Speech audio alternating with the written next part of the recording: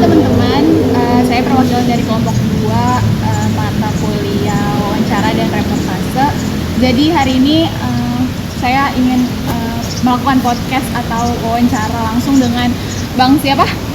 Ya, perkenalkan nama saya Trisna. Bang Trisna sebagai Wakil Ketua Komunitas Ciliwung Depok. Wakil Ketua Komunitas Ciliwung Depok. Oke, jadi kenapa? Lanjut, silakan. Oke, jadi mau nanya aja sih Bang tentang komunitas KCD ini berangkatnya dari mana Bang? Maksudnya kayak kenapa teman-teman mau buat komunitas Ciliwung Depok ini? Oke, sebenarnya komunitas Ciliwung Depok itu awalnya cuma sebuah gerakan ya yang disponsori atau digagas oleh Pak Destopi pada saat itu. Kemudian ada Pak Sahrul sama beberapa rekan-rekan lainnya gitu. Kalau ditanya kenapa, itu mungkin jawabannya agak panjang.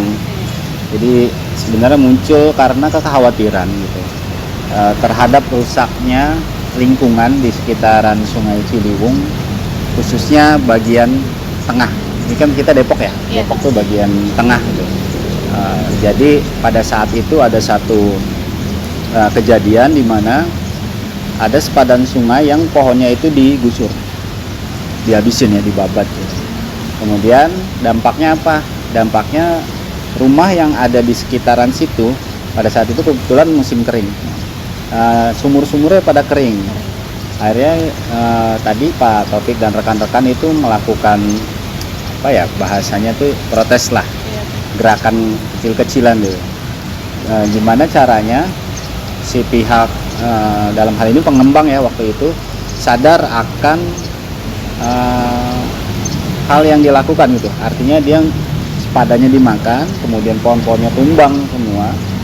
Dampaknya tadi ke masyarakat, sumurnya pada kering. Dari situ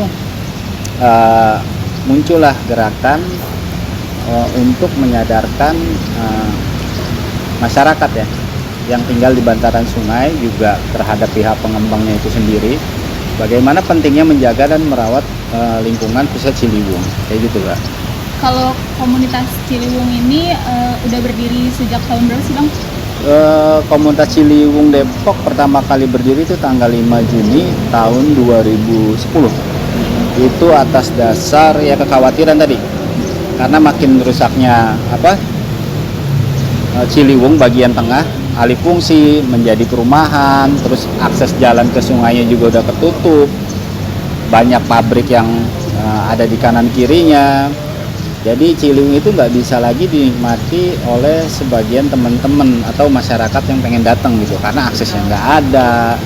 Terus ngelihat beritanya juga yang dimunculkan itu yang negatif terus, jadi kayak gitulah. Kalau sekarang kondisi kualitas air Sungai Ciliwung tuh gimana ya Bang? Menurut pendataan untuk kualitas air di bagian tengah sendiri ya, kalau dari tanggal kemarin sebelum hari Ciliwung tanggal 16 kemarin kita sempat melakukan pendataan kualitas air sama titik lokasi sampah. Secara garis besar untuk Ciliwung bagian tengah sebenarnya ada beberapa pabrik atau pabrik rumahan yang ngebuang limbahnya secara langsung gitu tanpa difiltrasi, khususnya ada di bagian atas arah Citayam ke bawah gitu. Tapi secara berapa persennya masih cukup bagus gitu. Cuma ada di beberapa titik memang pencemaran itu ada tuh di beberapa pabrik ya, saya sebutnya pabrik tahu lah biar gampang nalarnya gitu kan, di bagian Citayam kayak gitu. Berarti sampai sekarang masih ada yang sampai sekarang maksudnya masih aktif pabriknya, tapi semua datanya kita pegang sambil nunggu nanti hasil uji labnya dulu keluar. Jadi saya nggak bisa ngomong banyak dulu karena itu masih diuji dulu ya kualitas airnya gitu. Cuma secara alat yang kita pakai kemarin indikasinya menunjukkan bahwa kualitas kualitas air di tempat di sekitar situ emang udah jelek banget karena kecampur sama limbah tadi kayak gitu. Terus kalau misalnya masyarakat itu kan tadi tentang pembuangan limbah pabrik. Nah kalau misalnya masyarakatnya sendiri ada nggak sih yang masih buang sampah sembarangan di Sungai Ciliwung ini? Kalau kita lihat dari atas biasanya agak susah. Tapi ketika kita lihat dengan menggunakan perahu, teman-teman seperti yang kemarin ada beberapa titik sampah, kurang lebih ada sekitar 20 ya, 20 titik sampah yang ada di sepanjang aliran Ciliwung bagian tengah. Mulai dari kampung hutan di Citayam sampai dengan akses UI, jembatan di situ di bawah. Terus ada nggak sih yang dilakukan komunitas Ciliwung ini untuk menghentikan aktivitas pembuangan sampah di sungai? Terus juga bagaimana peran komunitas dalam menangani masalah sampah di sungai? Kalau misalkan secara tuntas mungkin bertahap ya Kak. Sejauh selama ini kita berdiri hampir kurang lebih 14 tahun ini, kita masih terus berupaya buat mensosialisasikan masalah sampah ini, tentang bahaya sampah segala macam. Caranya dengan apa? Yang pertama itu kita berkegiatan di sini ya, di Basecamp, mengajak peran serta pihak-pihak yang terkait. Contoh masyarakat yang tinggal di bantaran sungai, terus ada stakeholder yang lain misalnya dari swasta, ada dari sisi akademi, terus ada dari sisi pemerintahan sebagai penegak hukumnya kayak gitu. Jadi sebenarnya tuh nggak gampang.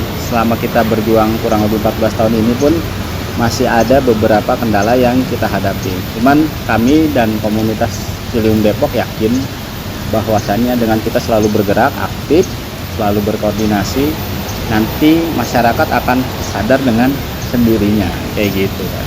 Berarti kegiatan rutinnya per bulan atau per minggu? Kalau di kalender event setiap tahunnya itu kita kan udah ada kalender of event ya.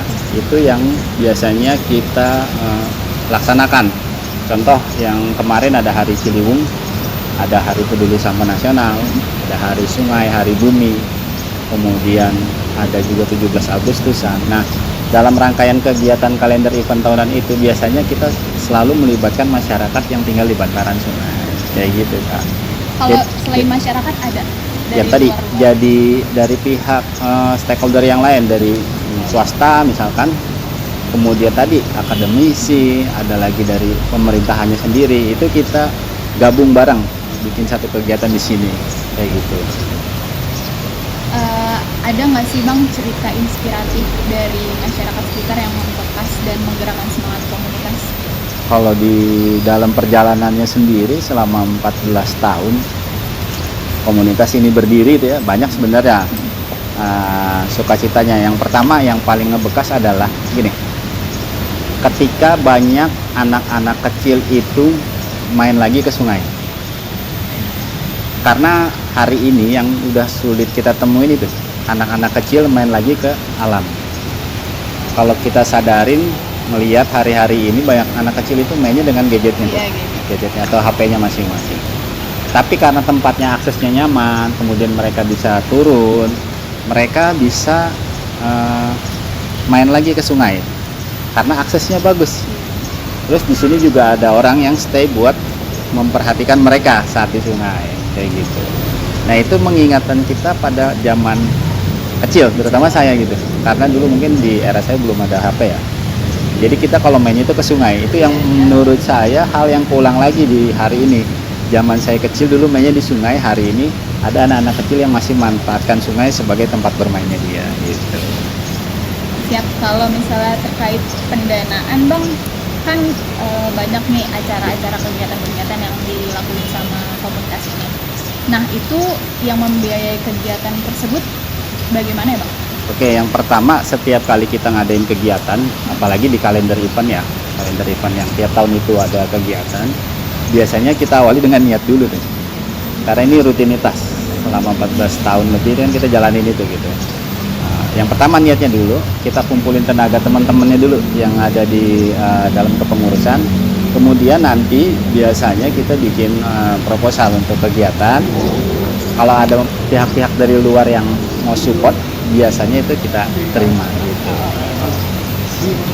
Mungkin terakhir pertanyaan penutup, pesan apa atau harapan apa dari komunitas Ciliwung untuk masyarakat atau generasi muda sekarang dalam menjaga pelestarian alam khususnya Sungai Ciliwung untuk beberapa tahun ke depan? Yang pertama main lagi gitu, balik lagi ke Ciliwung. Jangan selalu melihat hal yang negatifnya yang diberitakan. Tanpa kita sadari sebenarnya Ciliwung itu juga banyak pelajaran yang bisa kita ambil.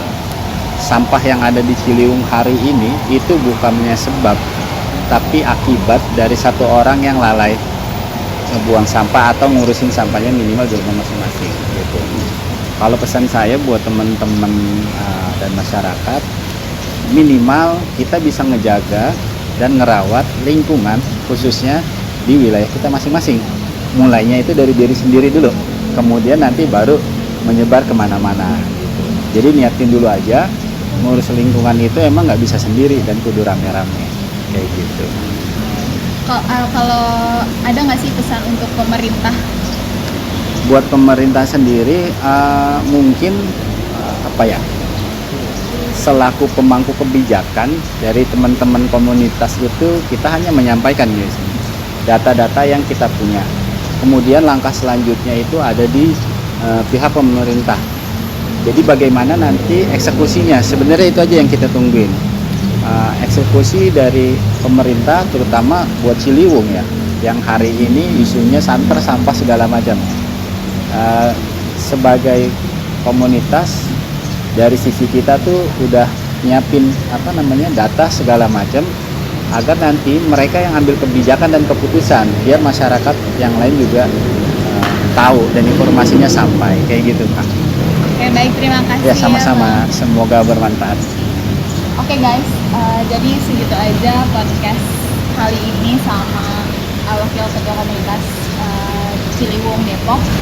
Oke teman-teman, sekian podcast dari kelompok 2 dan teman-teman dari komunitas Ciliwung Depok. Semoga bisa jadi pelajaran buat kita semua untuk menjaga lingkungan kita. Dan mungkin Bang Krista atau Bang Resi ada penutup tambahan? Penutupnya semoga kita bisa sama-sama saling menjaga dan merawat Ciliwung. Terus kita juga punya tagline di sini biar lebih semangat lagi. Nanti teman-teman kita komandoin salam C, kalian jawab jaga dan rawat Ciliwung kita. Oke. Siap. Salam C, jaga dan rawat Ciliwung kita.